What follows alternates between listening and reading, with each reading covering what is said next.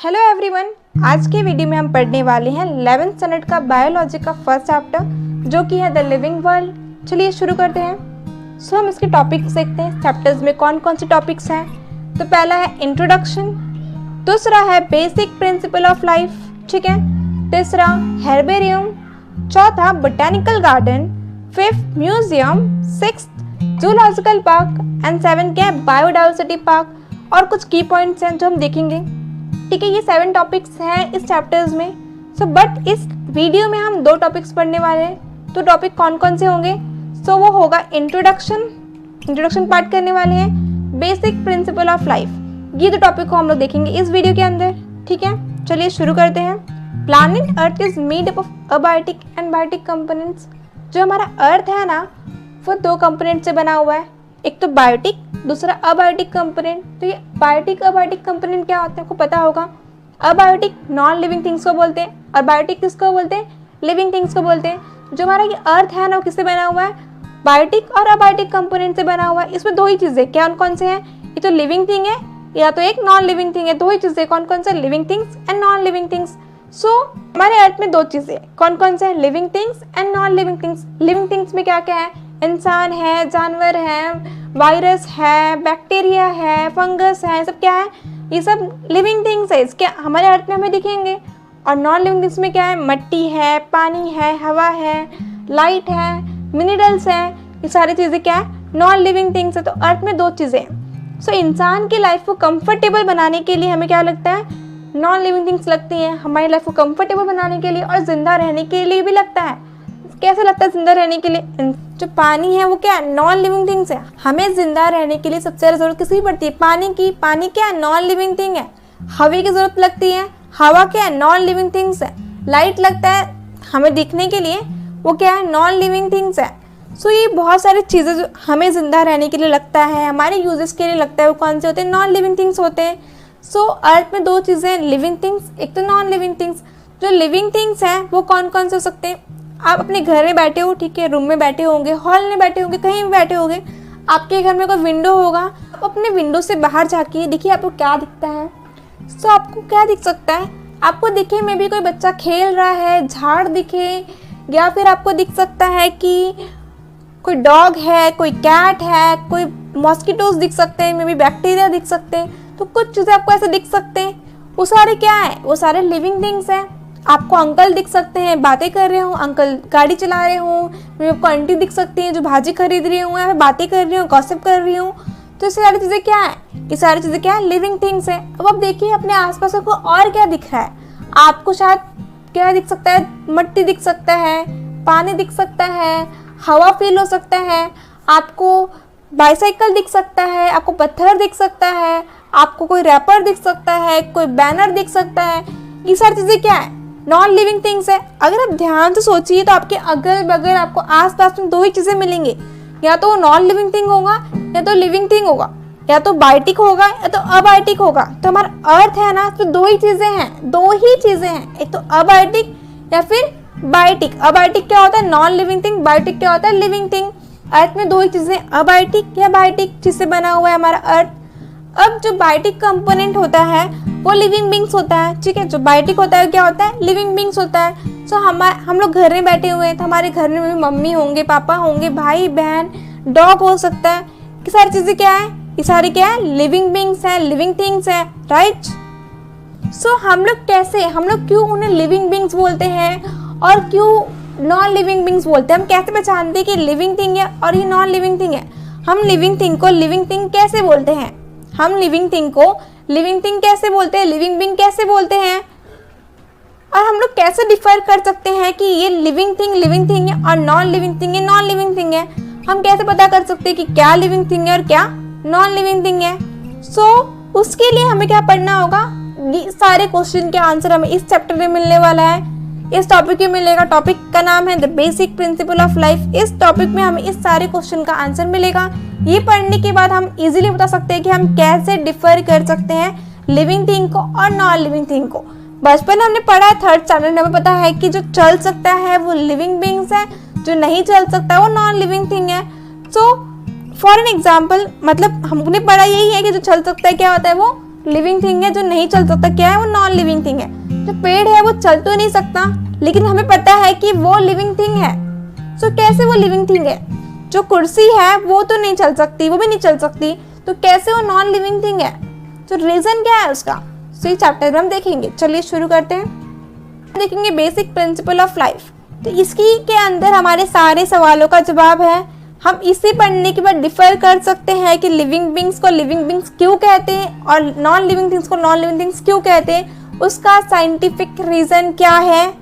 ठीक है, सो इसमें ना आपके टेक्स्ट बुक में 6 प्रिंसिपल्स दिए हुए हैं, ABCDEF करके प्रिंसिपल्स दिए हुए। तो हम पूरे 6 के 6 प्रिंसिपल्स को पढ़ने वाले इस वीडियो के अंदर, वो भी अच्छे से। चलिए शुरू करते हैं।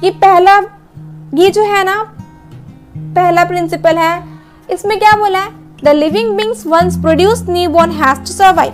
लिविंग बींग्स है न्यू वंस को प्रोड्यूस करते हैं और उस न्यू वंस को जीने के लिए, जिंदा रहने के लिए क्या लगता है?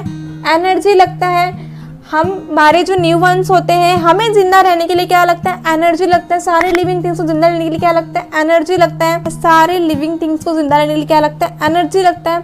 अभी मैं बात कर रही हूँ, आपको एक्सप्लेन कर रही हूँ ना, तो उसके लिए मुझे क्या लग रहा है? एनर्जी लग रहा है। ठीक है, आप शायद चल रहे होगे तो आपको क्या लगेगा? उसके लिए एनर्जी लगेगा।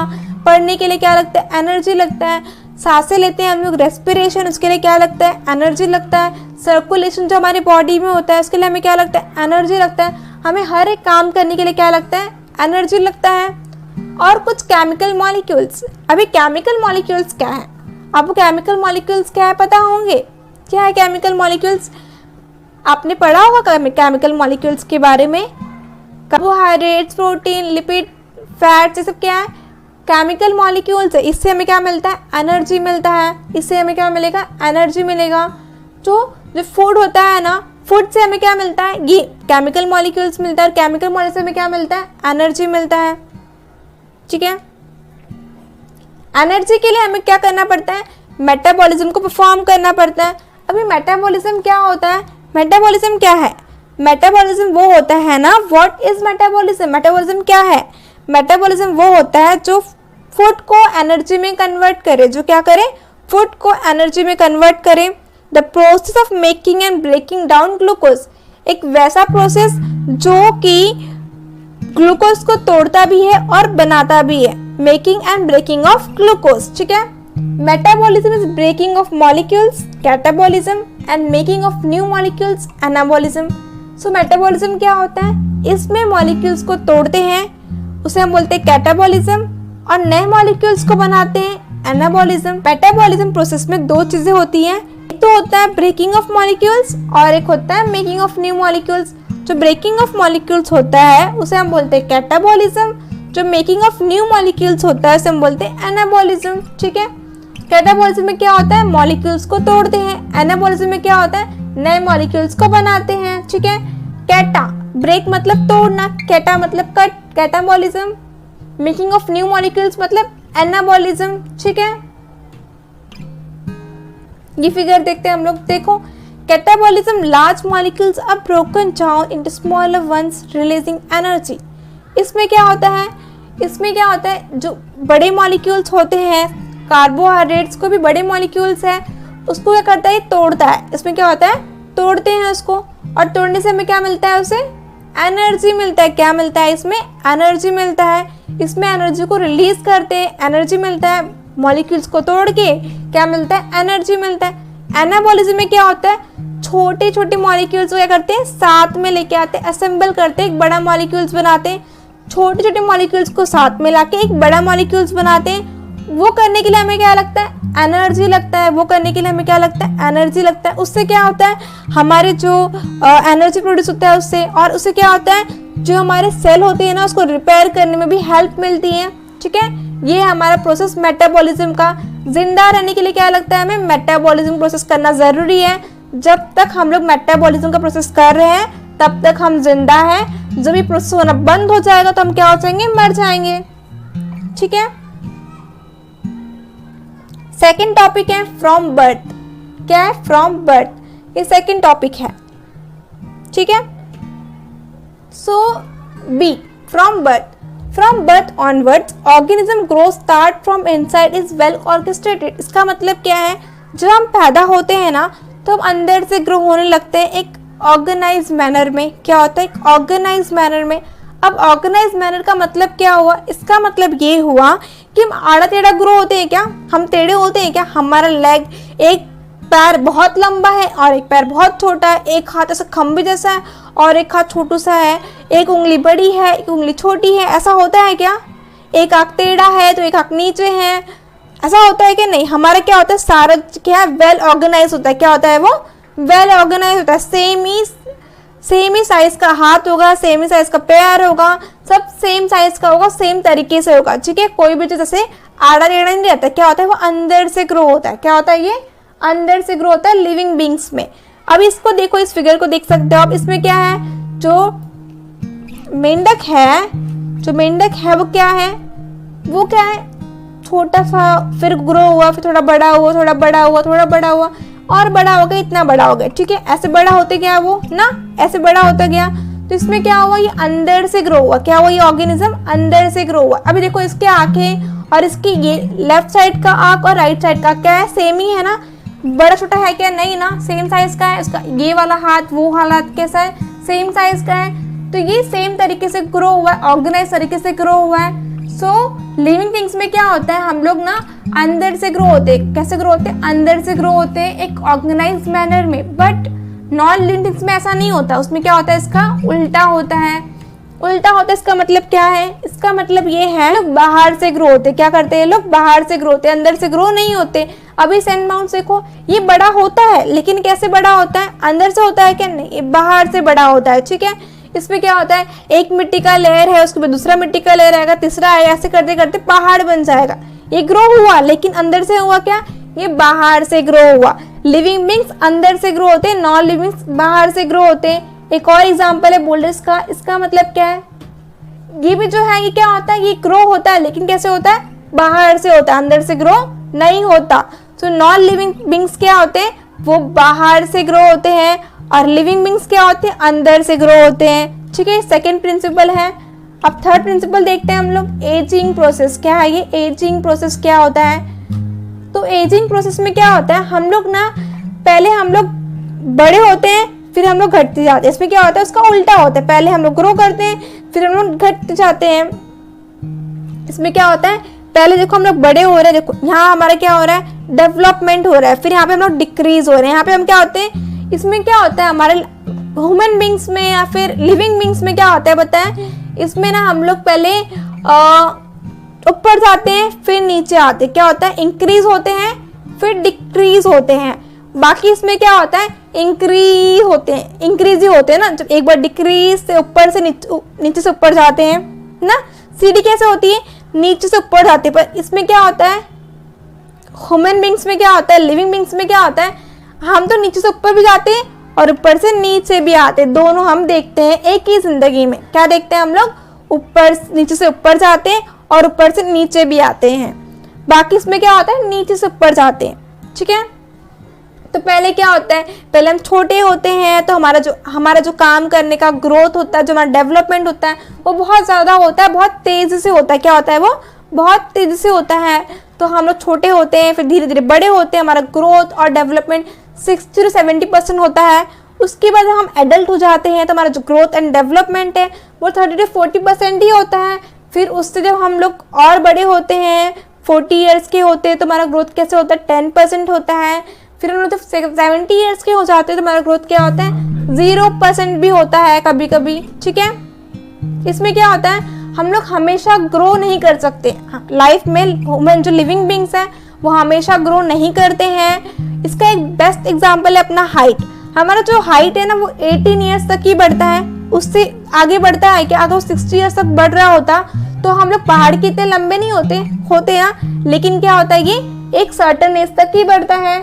तो जो हमारा जो लिविंग बींग्स है ना वो एक सर्टेन एज तक ही ग्रो करते हैं, उसके बाद वो डिक्रीज होना शुरू कर देते हैं। सो एट एक टाइम के बाद क्या हो जाता है, हम लोग एक अनलिमिटेड टाइम तक ग्रो नहीं करते, एक सर्टेन टाइम तक ग्रो करते हैं। उसके जो हमारा मॉलिक्यूल्स हैं, ऑर्गन्स है ना, एक टाइम के बाद कमजोर होने लगता है। क्या करता है, वो कमजोर होने लगता है। इसके फॉर एन एग्जाम्पल जो काम 20-21 ईयर्स में कर सकते हैं, क्या वो काम हम लोग 60 ईयर्स में कर सकते हैं? नहीं कर सकते। पॉसिबल है क्या? नहीं, क्योंकि हम बूढ़े हो जाते हैं, हम वीक हो जाते हैं। ठीक है, इसको हम लोग बोलते हैं ageing process of the body. इसको क्या बोलते हैं हम लोग? Ageing process of the body. जितने स्पीड से हमारे बॉडी में अभी सर्कुलेशन हो रहा है, उतने स्पीड से हमारे बॉडी में 60 ईयर्स में नहीं होने वाला है।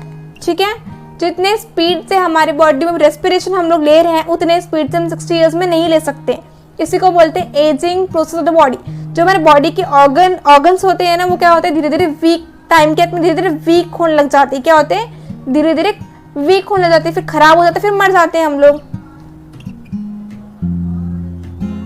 अब 4 टॉपिक है रिप्रोडक्शन। रिप्रोडक्शन में क्या होता है? रिप्रोडक्शन क्या होता है? रिप्रोडक्शन करना जरूरी है। क्यों जरूरी है? लाइफ को कंटिन्यू करना जरूरी। क्या करना जरूरी है? लाइफ को कंटिन्यू करना जरूरी है। अगर हम लाइफ को कंटिन्यू नहीं करेंगे तो क्या हो जाएगा? स्पीशीज खत्म हो जाएगा। अगर हमने 100 साल तक रिप्रोडक्शन नहीं किया ना, तो जो इंसान है वो खत्म हो जाएगा, कोई भी इंसान नहीं बचेगा। तो रिप्रोडक्शन करना जरूरी है, अपनी लाइफ को आगे बढ़ाना जरूरी है, बहुत इंपॉर्टेंट है। ठीक है, तो रिप्रोडक्शन 2 तरीके से होता है, एक तो सेक्सुअल तरीके से होता है, एक असेक्सुअल तरीके से होता है। अब असेक्सुअल देखते हैं पहले हम लोग। स्पोर फॉर्मेशन है। स्पोर फॉर्मेशन होता है तो उसमें क्या होता है? स्पोर्स नीचे गिरते हैं, फिर नए उगते हैं, तो क्या होता है? ये स्पोर फॉर्मेशन में होता है। बर्डिंग इन हाइड्रा में क्या होता है कि पेरेंट है, पेरेंट हाइड्रा है, इसमें क्या होगा? यहाँ पे बर्ड डेवलप होगा। क्या होगा? बर्ड डेवलप होगा, नया बर्ड बनेगा। नया बर्ड बने के क्या होगा? वो बर्ड कट जाएगा। क्या हो जाएगा? वो बर्ड कट जाएगा, फिर बर्ड क्या हो जाएगा? नया हाइड्रा बन जाएगा। तो ये है एक बर्डिंग इन हाइड्रा, ये एक असेक्सुअल रिप्रोडक्शन का प्रोसेस है। ये आपको क्या लग रहा है? ये स्टेराइल म्यूल है। म्यूल मतलब क्या होता है? म्यूल क्या होता है? गधे और घोड़े का बच्चा। म्यूल क्या होता है? गधे और घोड़े का बच्चा। ये कभी भी रिप्रोडक्शन नहीं कर सकता। क्या कर नहीं सकता? ये रिप्रोडक्शन नहीं कर सकता, ये स्टेराइल होता है। क्या होता है ये? स्टेराइल। स्टेराइल मतलब वो जो रिप्रोडक्शन नहीं कर सकते हैं। अभी क्या है? वर्कर, स्टेराइल वर्कर बीज, ये भी रिप्रोडक्शन नहीं कर सकते। तो क्या इसका मतलब ये है कि रिप्रोडक्शन नहीं कर सकते तो ये जो है लिविंग थिंग्स नहीं है, लिविंग बींग्स नहीं है? इसका मतलब ये है कि लिविंग थिंग्स नहीं है, ये बायोटिक कंपोनेंट नहीं है? ऐसा नहीं है ना, ये बायोटिक कंपोनेंट है, लेकिन ये रिप्रोडक्शन नहीं कर सकते। क्या नहीं कर सकते ये?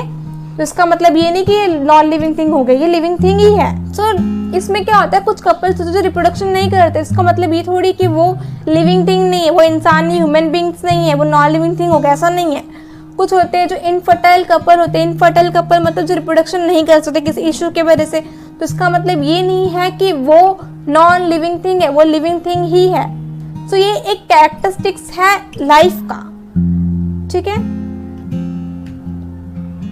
अब 5th वन है डेथ। इसका मतलब क्या होता है? As the body loses its capacity to perform metabolism the organism die. मैंने पहले कहा था अगर हम लोग मेटाबॉलिज्म करने का कैपेसिटी लूज कर देंगे या मेटाबॉलिज्म परफॉर्म नहीं कर पाएंगे अपने बॉडी में, तो क्या हो जाएगा? हम मर जाएंगे।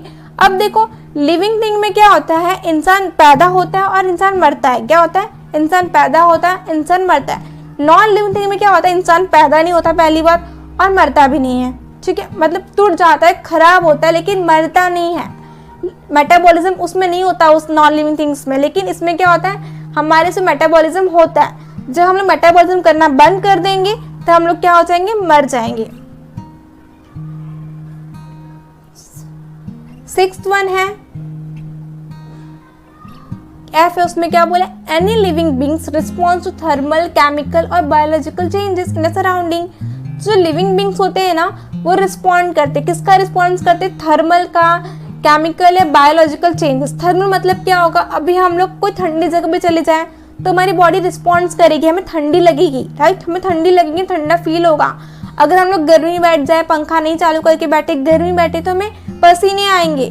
तो हमारी बॉडी रिस्पॉन्स करेगी। क्या हो रहा है? हमारा बॉडी रिस्पॉन्ड कर रहा है। हम लोग इसमें क्या करते हैं? रिस्पॉन्स करते। क्या करते हैं हम लोग? रिस्पॉन्स करते हैं। ये सारे चीज़ों से हम क्या करते हैं? रिस्पॉन्स करते हैं। नॉन लिविंग थिंग से कोई फर्क नहीं पड़ने वाला है, थर्मल हो, केमिकल, बायोलॉजिकल चेंजेस से कोई फर्क नहीं पड़ेगा, लेकिन लिविंग बींग्स को फर्क पड़ेगा, वो उस पर रिएक्शन देगा। एक ये यूनिक प्रॉपर्टी है लिविंग बींग्स का। तो ये 6 तरीका है लिविंग बींग्स के। आई होप आपको समझ में आया होगा ये 6 बेसिक प्रिंसिपल ऑफ लाइफ का। आगे का टॉपिक हम लोग अगले वीडियो में देखेंगे।